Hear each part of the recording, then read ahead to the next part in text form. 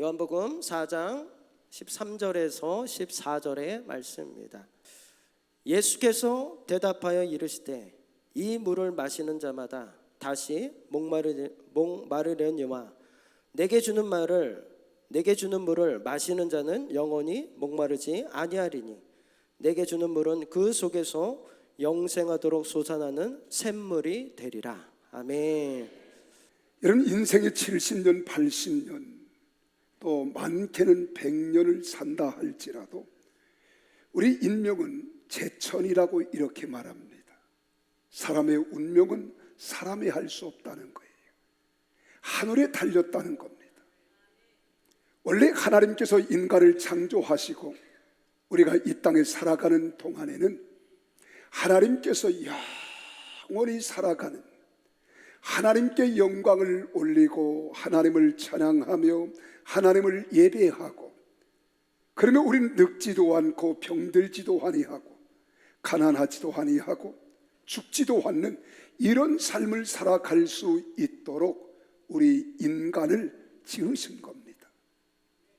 그런데 그만 인간이 하나님께 범죄하자 죄값으로 죄 삭은 사망이기 때문에 죽음이라고 하는 것이 우리에게 다가온 거예요.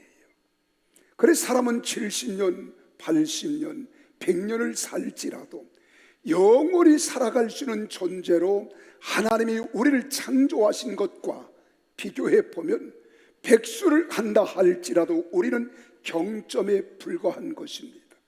그래서 인생을 가르쳐 나그네라고 했습니다. 지나가는 나그네, 잠시 머물렀다 가는 나그네. 그래 이 땅에 70년, 80년, 우리가 100년을 산다 할지라도 누구를 만나서 어떻게 우리가 살아가느냐 하는 것은 대단히 중요한 겁니다. 카네기라고 하는 사람이 그런 말을 하죠. 나는 그대들을 좋아합니다. 그대들은 나를 행복하게 해주기 때문입니다. 만나게 되어 반갑습니다. 고맙습니다. 사랑합니다. 우리 한번 옆 사람 만나셨으니까 우리 반갑습니다. 사랑합니다. 축복합니다. 함께 우리 서로 인사 나눌까요?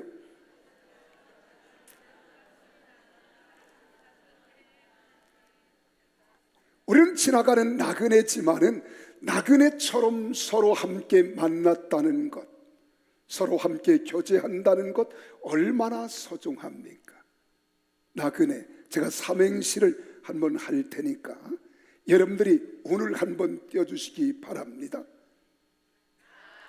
나 그대들을 사랑합니다. 그대들도 나를 사랑하십니까? 네. 우리는 서로 함께 사랑하는 거예요. 이 사랑은 왜 사랑합니까? 좋아서? 서로 합당하니까? 마음에 맞으니까? 아니에요. 우리는 행복을 위함이라는 거예요. 어린 아이들이 참으로 이 세상을 살아가면서 우리가 어렸을 때부터 책가방을 둘러매고 학교로, 학원으로, 그리고 밤늦게까지 열심히 공부하는 목적이 무엇입니까? 결국 행복하게 살기 위해서입니다. 우리가 새벽같이 일어나 끙끙대며 일하는 것도 결국에는 행복하게 살기 위해서입니다. 우리가 좋은 학교, 좋은 직장, 좋은 배우자를 얻기 위하여 수고하며 밤낮으로 애타게 힘쓰는 것도 결국 행복하게 살아가기 위함입니다. 모든 사람들은 행복하게 살기 위해서 땀 흘려 애쓰고 수고하고 있습니다.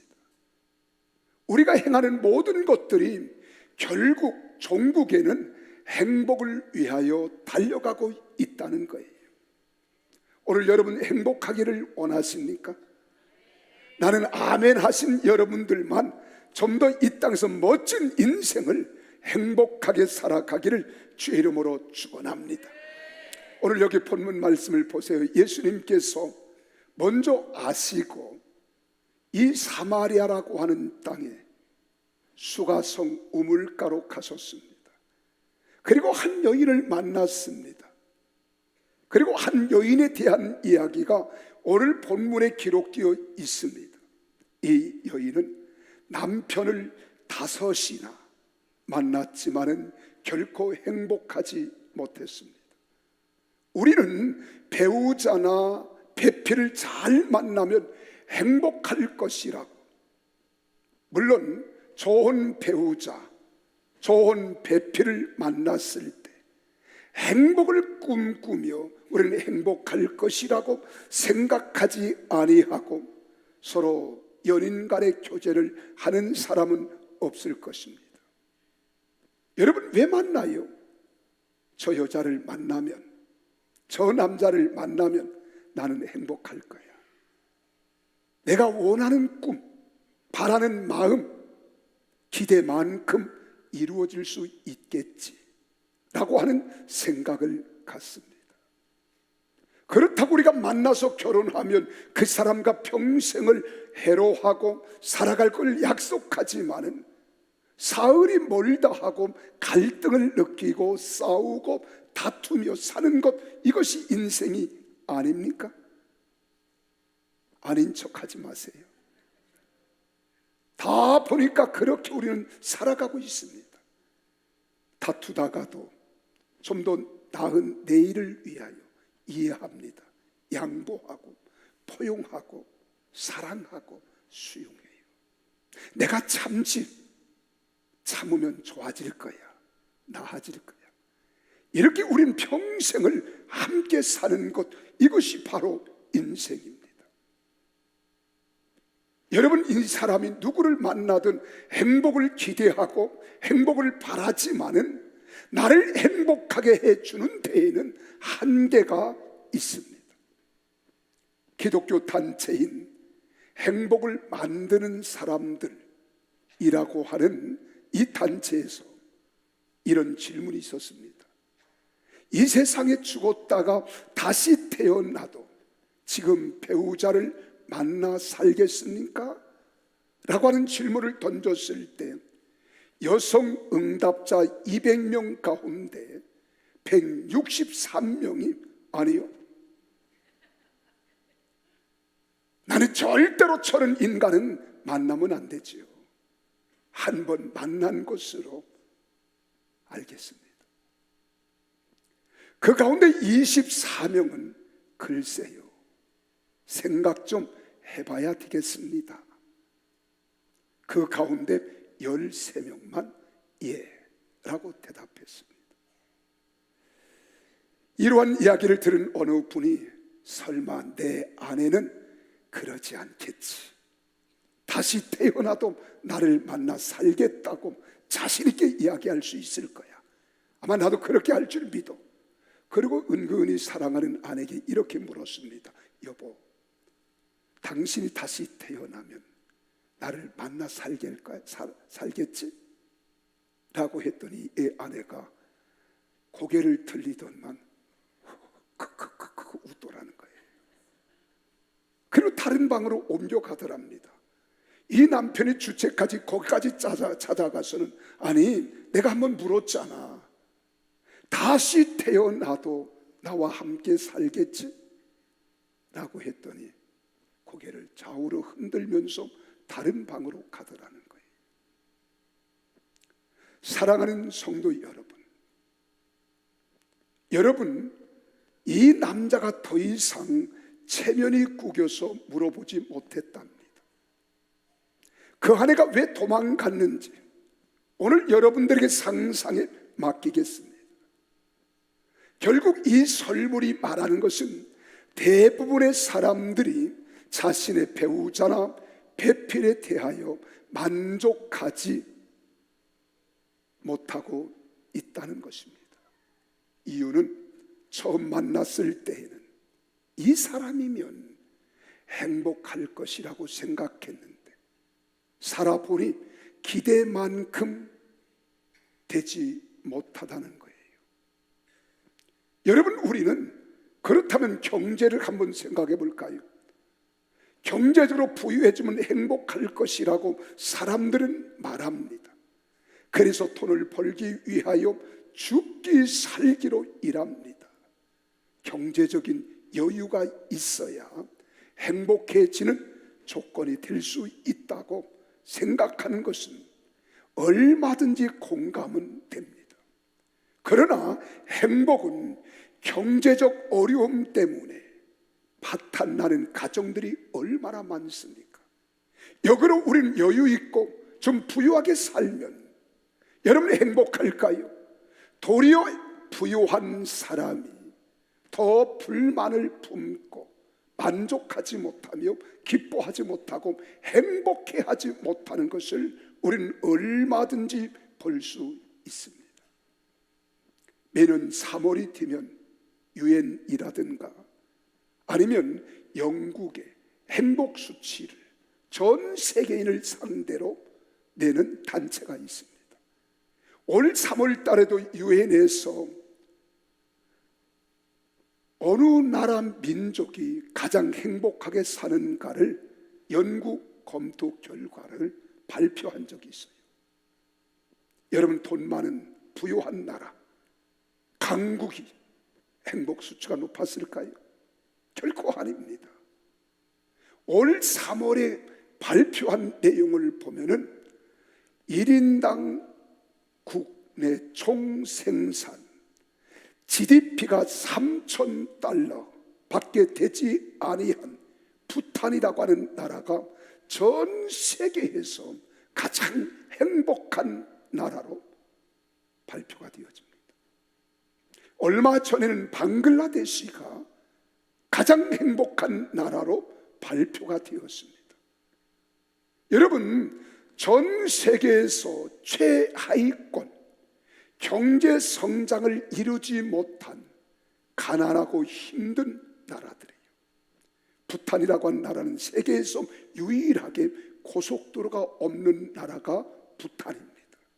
근데 그 행복 지수는 가장 높다고 인구 97%가 행복하다고 대답했다는 거예요. 자, 우리나라는 세계 경제 10위권에 올라가 있어요. 우리나라의 행복 지수는 어떨까? 전 세계 137개 나라 가운데 우리나라는 57번째입니다. 우리가 잘 사는 일본은 어떨까 했더니 54번째라고 했어요. 미국도 별반 다르지 않습니다.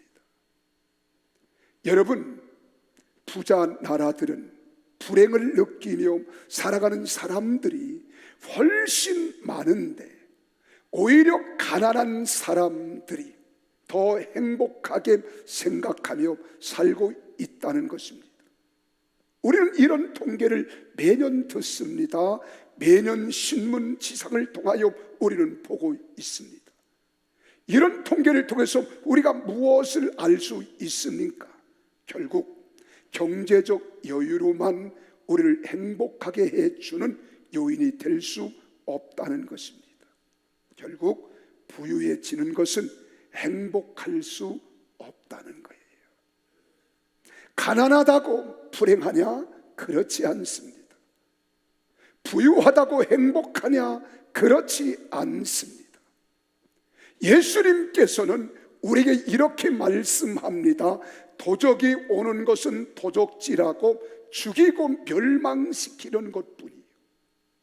이것을 다른 말로 하면 마귀는 우리를 가난하게 하고 부유하게 하는 것이 아니라 마음에 좌절하게 하고 절망하게 하고 포기하게 하고 낙심하게 하는 거예요. 그러나 하나님은 우리를 찾아오셔서 생명을 얻게 하되 더 풍성히 얻게 하려 하는 것이라고 성경은 말씀합니다. 우리 예수님은 풍성한 삶을 얻게 해 주시려고 오셨다는 거예요.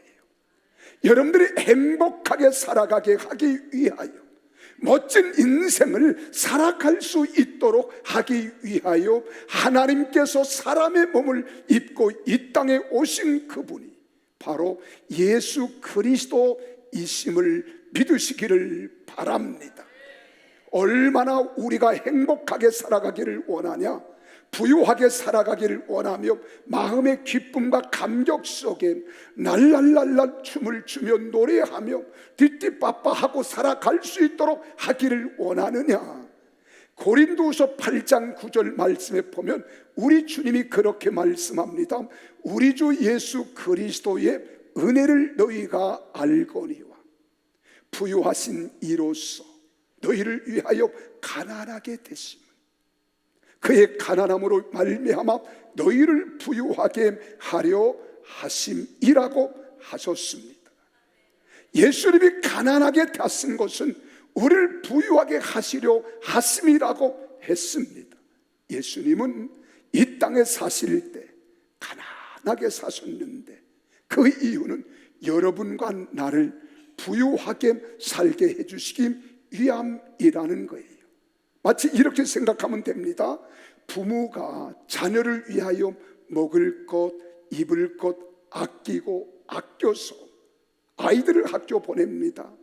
학원에 보내고 하면서 앞으로 잘 살아가도록 하는 것, 바람이 부모의 마음이에요. 그러나 오늘 우리의 삶은 이런 것으로만 행복할 수 없기 때문에 예수님은 이렇게 말합니다. 이 물을 마시는 자는 다시 목마르려니와 내가 주는 물을 마시는 자는 영원히 목마르지 아니하리니 라고 했어요. 이 말씀을 다른 말씀으로 하면 이 물은 곧 세상이 주는 물입니다. 세상이 주는 행복은 늘 목마르다는 거예요. 세상 어떠한 것도 우리가 만족을 누리며 살아갈 수 있는 것은 이 세상 어디에도 없다는 것입니다. 여러분, 세상이 주는 것들로만 행복할 수 있다면 왜 세계적 가수인 마이클 잭슨이 늘 불안해하면서 수시로 수면 마취제 주사를 맞고 자다가 죽는 일이 생겼겠습니까? 아름다움이 행복이라고 한다면 세계의 미녀라고 일컬어 말하는 머리는 몰로가 왜 자살했을까요?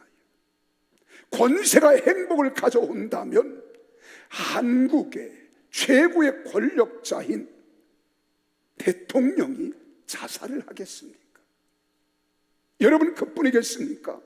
내가 재벌의 가정에서 태어난 것이 행복이라면 왜 대한민국의 최고의 재벌 기업인 모 기업의 딸이 자살을 하겠습니까? 사람은 결코 세상에 주는 것으로 행복해질 수 없는 존재이기 때문입니다. 권력을 취해도 행복하지 않아요. 내가 돈을 많이 취해도 그 속에 행복이 있는 것 같지만 행복은 없습니다. 내가 건강하면 행복할 것 같은데 도리어 건강이 행복을 파괴할 때가 있습니다. 내가 아름다우면 행복할 것 같은데 그 아름다움 때문에 비운을 맞는 사람들 많습니다. 여러분, 오늘 우리에게 삶에 필요한 모든 것을 주실 뿐만 아니라 참된 행복을 주신 분이 계십니다. 여러분의 죄를 담당해 주시고 십자가 위에서 어떠한 죄도 다 속죄해 주시고 사망 권세를 깨뜨리고 사흘 만에 부활하신 예수 그리스도가 우리에게 행복을 주시는 분이심을 믿습니다. 오늘 본문 말씀에서 예수님은 사마리아 수가성 여인에게 가서 내 남편을 불러오라고 16절에서 말씀하시잖아요. 가서 내 남편을 불러오라. 그랬더니 17절에서 이 여인이 대답합니다. 나는 남편이 없나이다. 남편이 없나이다. 그래 예수님께서는 17절 하반절에서 18절에 다시 말합니다. 내 남편이 없다는 말이 옳도다. 내 남편이 없다는 말이 옳도다. 너에게 남편이 5이 있었고 지금 있는 자도 내 남편이 아니니 내 말이 참되다 라고 했습니다. 이 여인은요, 이 남편을 만나면 행복할까? 저 남편을 만나면 행복할까? 남편을 5이나 만났고 또 지금 남편을 만나 살고 있지만은 결코 그 남편들이 참된 행복을 주지 못했다는 겁니다. 그래서 없다 하는 말이 맞다는 것입니다. 예수님은 이어서 말씀하십니다. 13절 14절에 이 물을 마시는 자마다 다시 목마르려니와 내가 주는 물을 마시는 자는 다시 목마르려니와 내가 내게 주는 물을 마시는 자는 영원히 목마르지 아니하리라. 세상에 주는 행복의 물은 다시 목마르고 결코 만족함이 없지만은 예수님께서 주시는 물은 영원히 목마르지 아니하는 참된 행복을 주는 영원한 생수가 될 것이라고 말씀합니다. 우리가 믿고 섬기는 예수님이 어떠한 분이신가요? 간단하게 요약해서 말씀을 드리면 참된 평안을 주시는 분입니다. 예수님은 우리에게 참된 평안을 주시는 분이에요.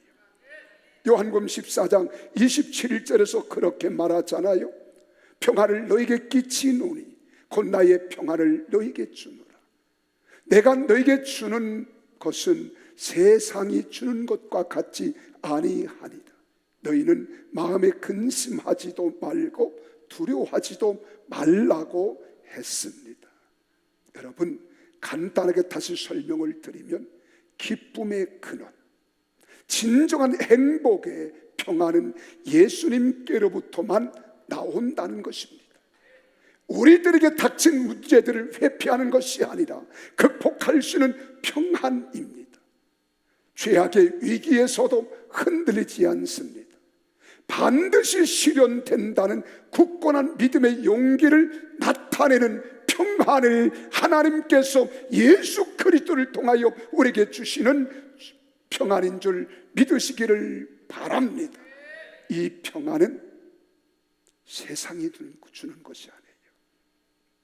이 평안을 소유한 사람은 세상이 감당할 수 없는 사람인 거예요. 히브리서 11장 38절에서 말씀하잖아요. 이런 사람은 세상이 감당하지 못하느니라. 믿음을 가진 자, 하나님을 경외하는 자, 하나님께로부터 평안을 얻은 사람은 세상이 감당할 수 없다는 거예요. 누구도 빼앗아 갈 수 없는 평안, 외적인 어떠한 환경에서도 좌우되지 않는 평안. 예수님은 우리에게 보혜사 성령을 보내주셔서 이 평안을 허락해 주심을 믿으시기를 바랍니다. 영원히 마르지 않는 평안을 우리 주님이 주신다는 것입니다. 그렇습니다.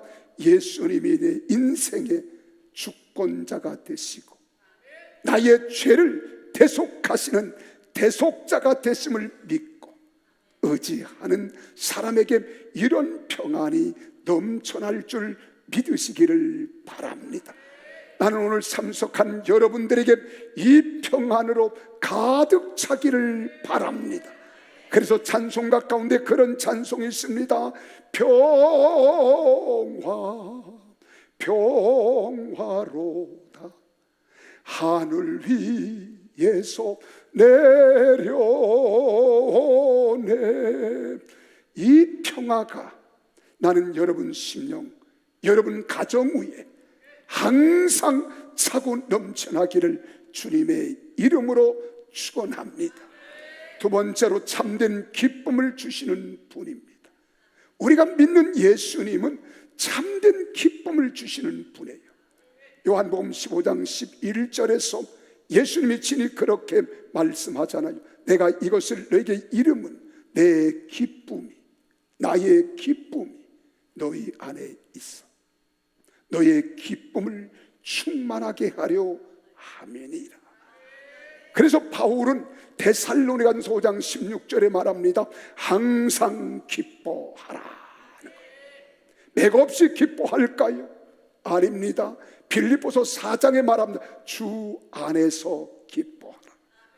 내가 다시 말하노니 기뻐하라는 거예요. 이런 기쁨이 이 땅에 살아가는 날 여러분 심령 속에 넘쳐나기를 바랍니다. 그래서 잠언서 15장 13절에 말합니다. 마음의 즐거움은 얼굴을 빛나게 하여도, 17장 22절에 마음의 즐거움은 양약이라도 근심은 뼈를 마르게 한다는 거예요. 사랑하는 여러분, 주석학자인 버클레이라고 하는 사람이 그리스도인은 웃음을 지니고 있는 그리스도의 기사이며 침울한 그리스도인은 그리스도이라 부를 가치가 없다고 했습니다. 그렇습니다.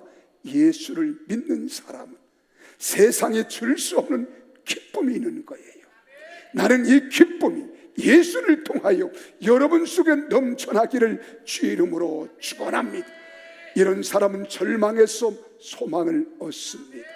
억압에서 자유를 얻습니다.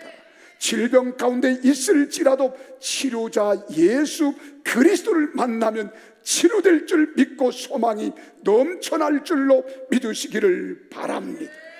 끝으로 우리 예수님은 행복을 주시는 분이에요. 행복.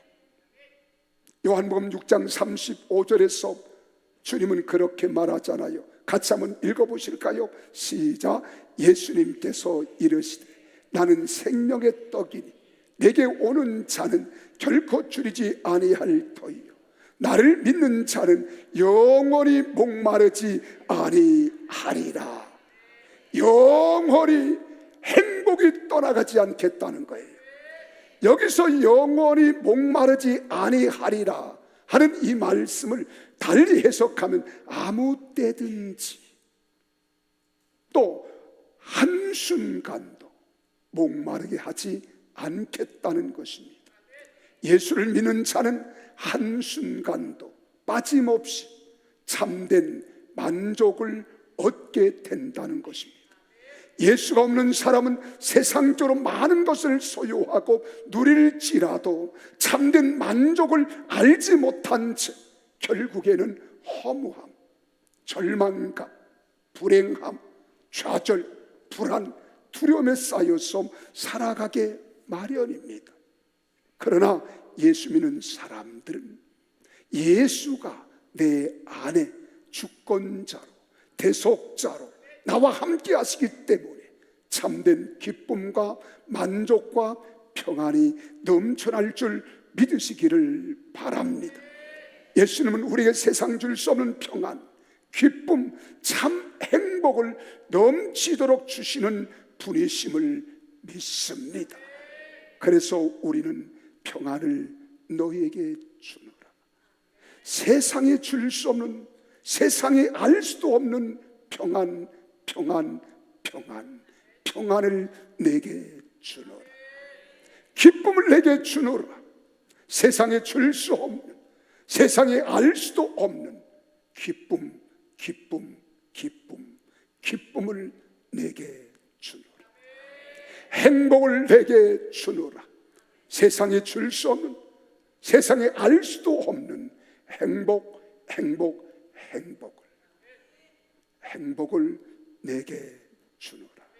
우리 한번 같이 불러보실까요?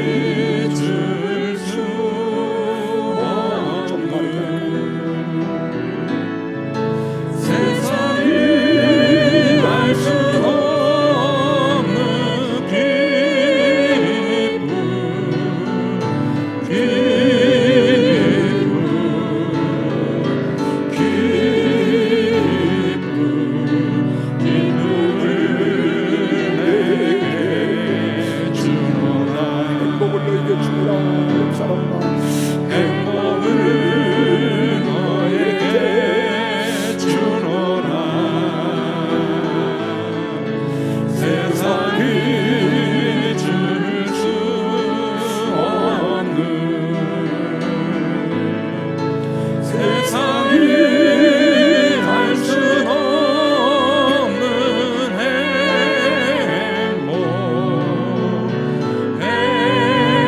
행복,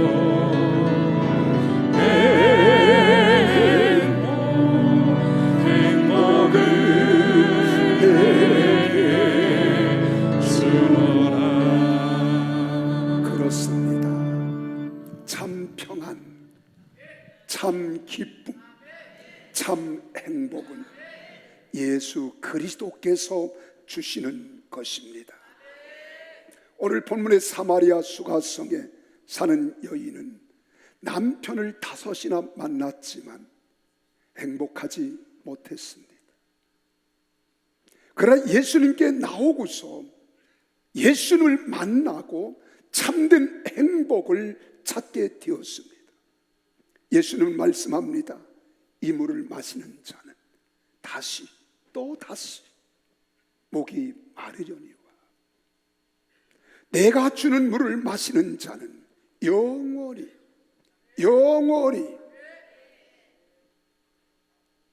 마르지 아니하리라. 어떠한 때에도 한순간도 우리에게서 평안과 기쁨과 행복이 떠나가지 않게 하시리라. 이것은 우리 주님의 약속입니다. 주님의 말씀입니다. 그렇습니다. 살아계신 예수님께 나오면 기쁨을 얻습니다. 살아계신 예수님께 나오면 평안이 넘쳐납니다. 살아계신 예수님께 나오시면 참된 행복이 있습니다. 그 예수님을 마음속에 나의 주권자로, 나의 죄를 대속해 주시는 대속자로 여러분 영접하십시오. 세상에서 수고하고 무거운 짐진 자들아 다 내게로 오라. 내가 너희를 쉬게 하리라. 나는 마음이 온유하고 겸손하니 내게 멍에를 메고 배우라. 그리하면 네가 쉼을 얻을 것이라고 말씀하셨습니다. 오늘 예수님께 나오셔서 예수님을 나의 인생의 대속자로, 구원자로, 주인으로 영접하면 참된 행복 얻게 될 줄로 믿습니다. 기도하시겠습니다.